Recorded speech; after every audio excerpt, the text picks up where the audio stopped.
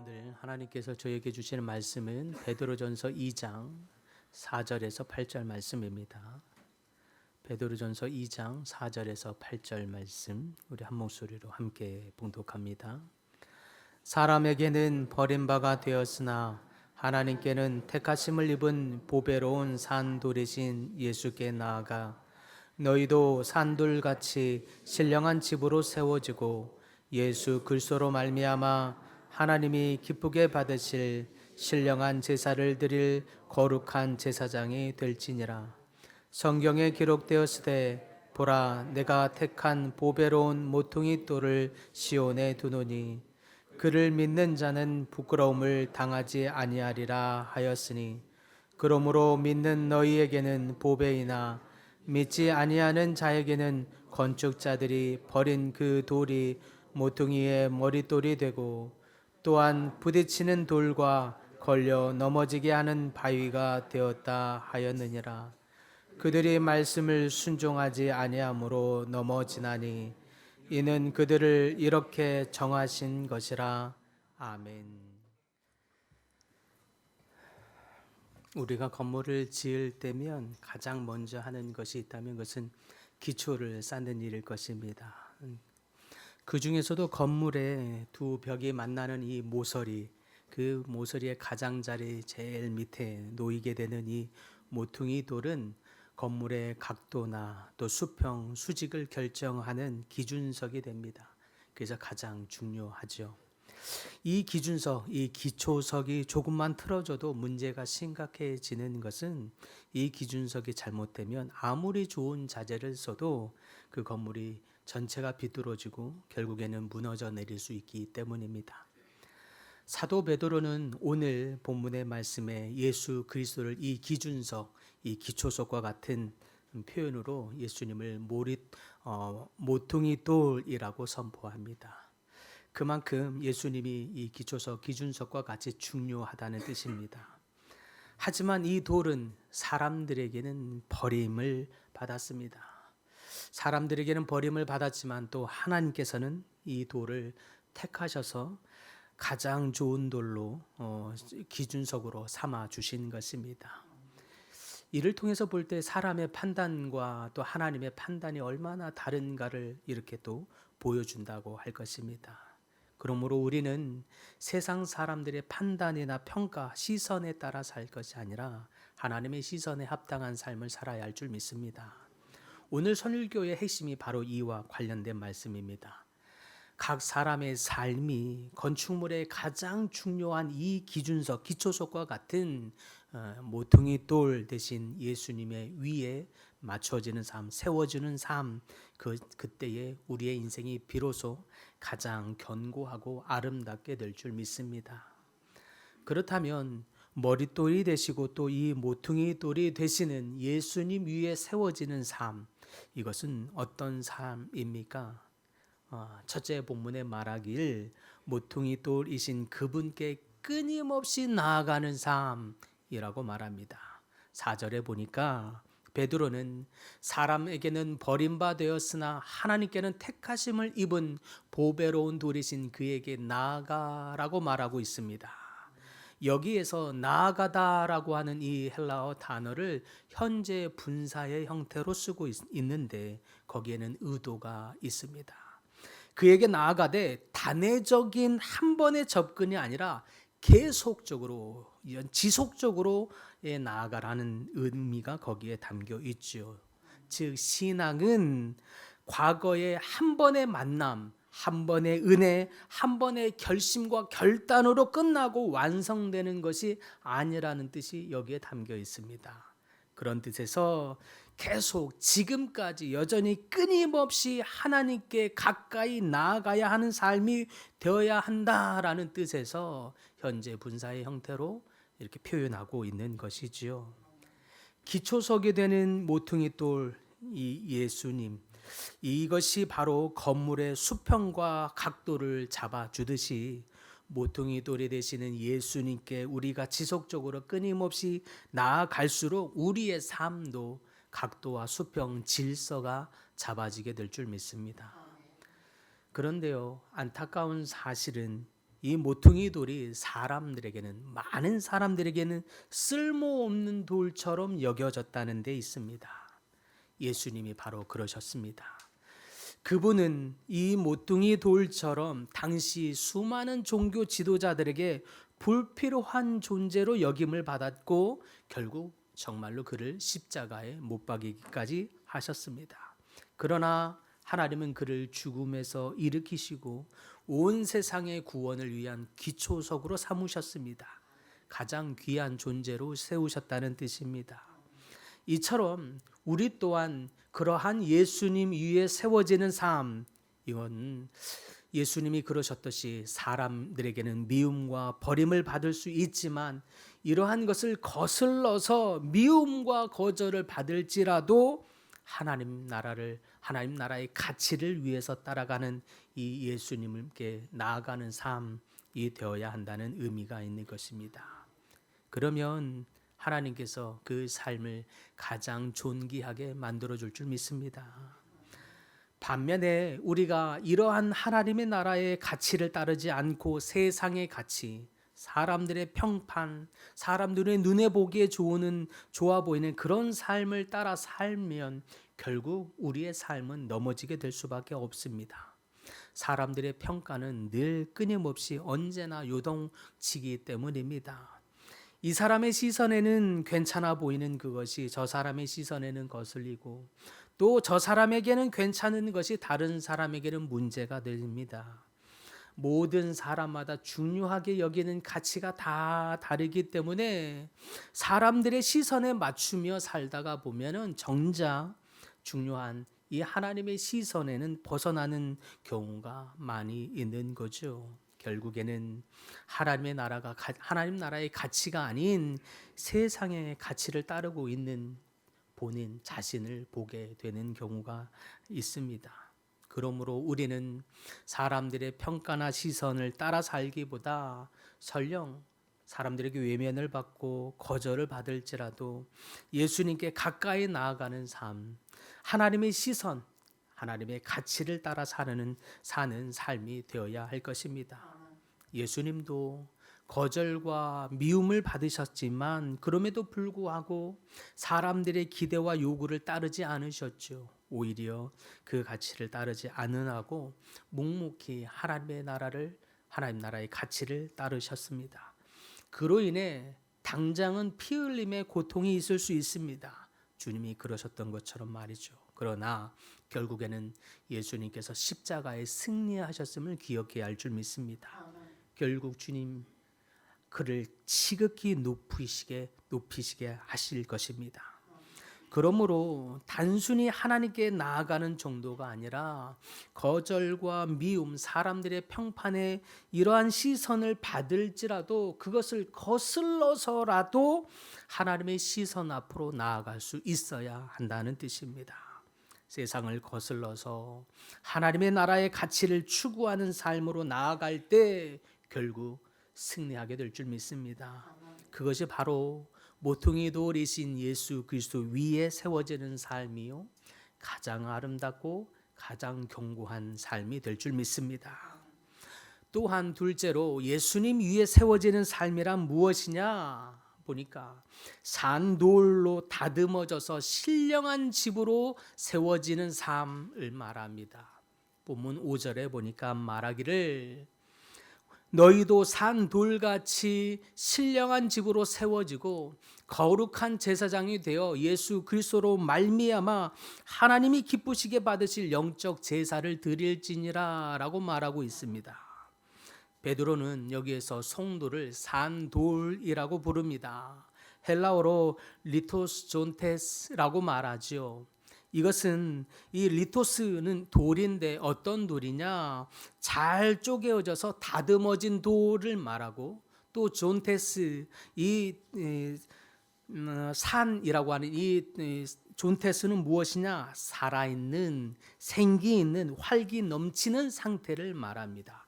그래서 이 산돌이라고 하는 거 깨어지고 다듬어져서 생명과 활기를 지닌 존재가 되었다는 의미가 여기에 있습니다.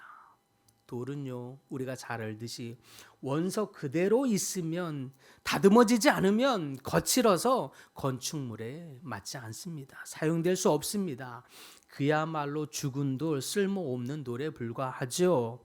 깨어지고 다듬어질 때 비로소 건물의 중요한 구성 요소로 쓰임 받게 되는 것입니다. 성경은요, 이때 무생물인 이 돌을 생물에게만 적용될 수 있는 형용사로 산이라고 하는 이 단어, 형용사를 결합해서 의인법을 사용하고 있죠. 이런 표현을 통해서 예수 그리스도와 연결되었음을 표현해 주고 있습니다.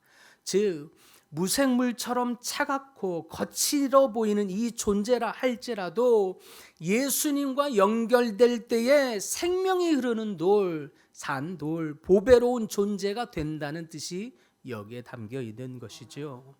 그러므로 그리스도 안에서 깨어짐은 우리를 상하게 하거나 파괴하는 것이 아니라 새롭게 하심입니다. 우리를 깨뜨려 다듬으사 보배로운 산돌로 만드시는 하나님의 은혜라 할 수 있겠습니다. 이를 위하여 하나님은 말씀으로 우리의 이 모나 있는 부분, 튀어나와져 있는 이 부분을 말씀으로 거친 모서리를 치시고, 또 공동체를 통해서 우리의 각을 맞추시고, 고난을 통해서 우리의 속에, 이 원석 속에 숨어 있는 금을 드러내십니다. 우리를 깨뜨리심으로 말미암아 그렇지요. 그런데 끊임없이 자기 뜻을 주장하고 불평함으로 다듬어지기를 거부하면 공동체의 거친 돌이 될 뿐입니다. 찌르고 걸려 넘어지게 하는 돌이 되고 균열을 일으키는 모난 돌이 될 뿐입니다.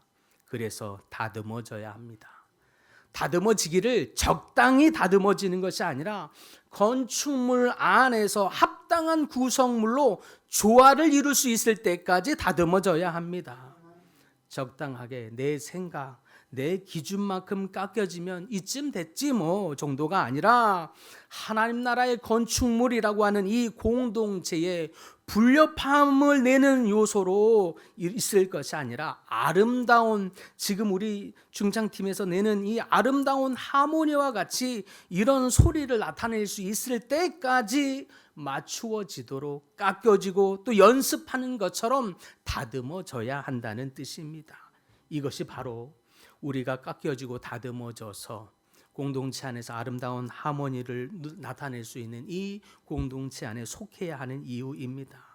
아무리 아름답고 정제된 돌이라고 할지라도요, 홀로 떨어져 있으면 별로 그 돌은 의미도 가치도 별로 없습니다. 하나님이라고 하는 이 공동체 안에 쓰임 받을 수 있는 존재로 함께 세워지고 있을 때에 그 돌은 비로소 참 가치가 있고 의미가 있어지게 됩니다. 그러므로 사랑하는 성도 여러분, 여러분 모두가 산 돌과 같이 깎여지고 다듬어지기를 바랍니다. 그래서 하나님의 집, 하나님의 공동체 안에서 조화를 이룰 수 있는 아름다운 구성원들이 다 될 수 있기를 간절히 소망합니다. 우리를 산돌과 같이 보배롭게 변화시켜주는 이 하나님 앞에 다듬어져서 공동체의 균열이 아니라 오케스트라의 아름다운 하모니를 나타내는 삶이 되고, 또 찌름과 비난의 불협화음이 아니라 격려와 섬김의 조화를 이루는, 그래서 서로를 세워주고 격려하는 그런 일에 모두가 쓰임받을 수 있는 분들이 다 될 수 있기를 간절히 소망합니다. 이것이 바로 예수님 위에 세워지는 삶입니다. 단순히 입술의 열매로만 찬양하면서 이름을 높이는 것 정도가 참 예배가 아니라 우리의 삶을 통하여 삶에서 깎여지고 연습되어지는 이 삶, 그럴 때에 우리가 비로소 아름다운 하모니를 나타내는 것처럼 우리의 삶을 통해서 깎여지고 다듬어짐으로써 하나님을 영화롭게 하는 여러분 모두가 될 수 있기를 간절히 축복합니다. 그런데요, 베드로는 본문에서 모퉁이 돌이신 이 예수님에 대한 반응이 크게 두 가지로 갈려 있음을 명확히 밝혀주고 있습니다. 모퉁이 돌이신 예수님을 거부하는 자와 순응하는 자입니다. 먼저 모퉁이 돌이신 예수님을 거부하는 자에게는요, 도리어 예수님이 스스로 그들에게 걸려 넘어지는 돌이 되십니다. 여기서 부딪히는 돌, 거치는 반석이라는 표현이 나오는데요. 이 표현은 누군가를 걸려 넘어뜨리거나 방해하는 장애물이라는 뜻이 있습니다. 즉 예수님을 거부하고 따르지 않으면, 그러면서도 오히려 인간적인 권력이나 세상 것들을 의지하는 자에게는 예수님이 그들에게 오히려 걸림돌이 되고 그들에게 올무가 되어서 그들로 넘어지게 만들고 패망하게 함으로써 그들을 심판하신다라는 의미가 여기에 담겨 있습니다. 즉 믿지 않는 자들에게는요, 예수님이 구원의 반석이 아니라 오히려 심판의 반석이 된다는 뜻입니다.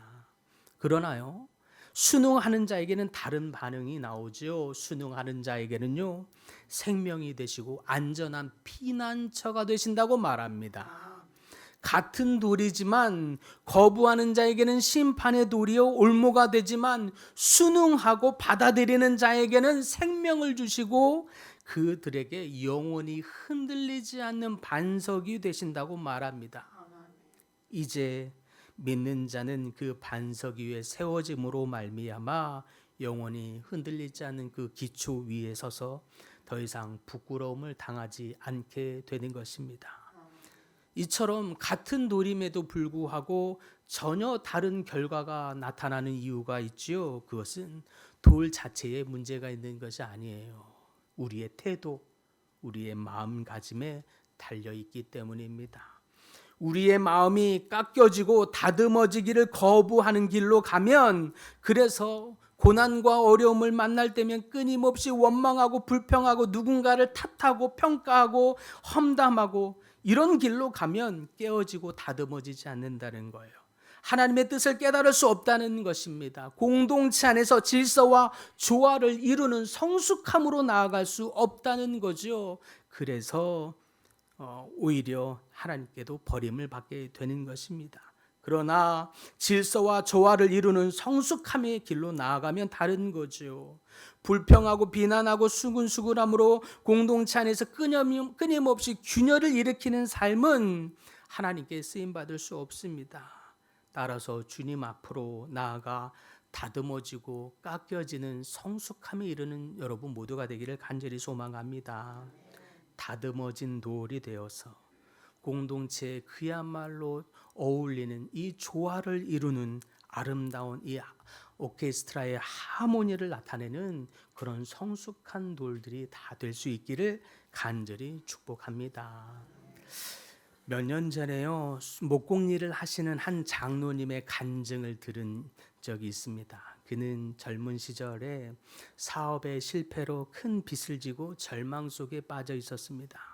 사람들의 시선과 자책 속에서 스스로를 생각하기를 나는 쓸모없는 돌이 되었구나라고 여기고 있었습니다. 그러던 중에 그는 선교지에서 교회 건축을 하려고 하는데 이 봉사에 참여해 달라는 간곡한 요청을 받게 됩니다. 그런데 형편이 너무 어려워서 선뜻 나설 수가 없었습니다.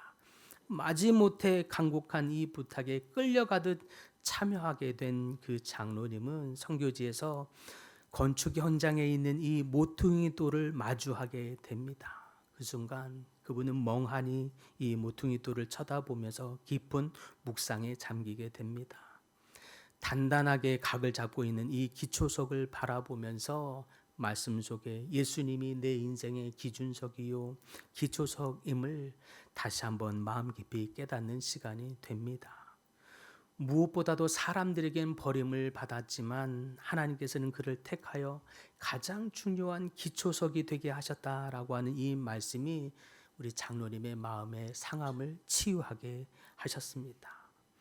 비록 사람들과 세상으로부터는 인정받았던 그것에서 많은 것을 잃어버렸지만 예수님과 연결될 때에 깎여지고 다듬어져서 버린 돌도 모퉁이 돌로 가치 있게 또 귀하게 쓰임받게 된다라는 이 말씀이 우리 장로님에게는 하나님의 음성처럼 들려왔습니다. 진리의 이 음성을 붙들며 마음속 깊이 새기고 있던 그 순간 하나님의 음성이 그 장로님의 이 상한 모든 마음을 다 치유하면서 다시 일어설 수 있게 되었습니다. 지금 이분은 완전히 회복되어서 평신도 선교사로 지금 헌신하고 있습니다. 선교지에서 교회를 짓고 청년들에게 건축 기술을 알려주면서 자신과 같이 삶의 기반이 흔들린 사람들에게 위로를 주며 그들을 일으키는 사역을 감당하고 있습니다. 이 장로님이 이런 고백을 하셨어요. 모퉁이 돌 위에 세워진 모퉁이 돌이신 이 주님 위에 세워진 이 삶이 그야말로 누구도 뺏을 수 없는 가장 복된 삶이라는 걸 이제야 깨달았습니다. 이런 고백이 참 마음 깊이 와닿았습니다. 사랑하는 성도 여러분, 과연 나의 삶은 어느 돌 위에 세워져 있나 돌아보시기를 바랍니다. 혹시 주님을 믿고 있는 이 그리스도인으로 있지만 여전히 나는 세상의 성공, 좋은 집, 부유함, 학력, 스펙 이런 세상의 가치 기준으로 나의 삶을 세워야 좀 어깨에 힘이 들어가고 목에 힘이 들어가고 좀 그런다 생각이 되지 않으십니까? 그럴듯해 보이는 이 화려한 삶이 여러분의 안정감이 되고 있지 않느냐 하는 거죠. 이런 아무리 화려해 본 이런 삶도 영원할 수 없습니다. 예수님이라고 하는 온전한 기초 위에 세워지지 않으면 그것은 결국 어느 때든 틈이 벌어지고 무너지게 되는 법입니다. 그러므로 날마다 모퉁이 돌이 되시는 예수님이라고 하는 그리스도의 반석 위에 여러분의 삶이 세워지기를 소망합니다.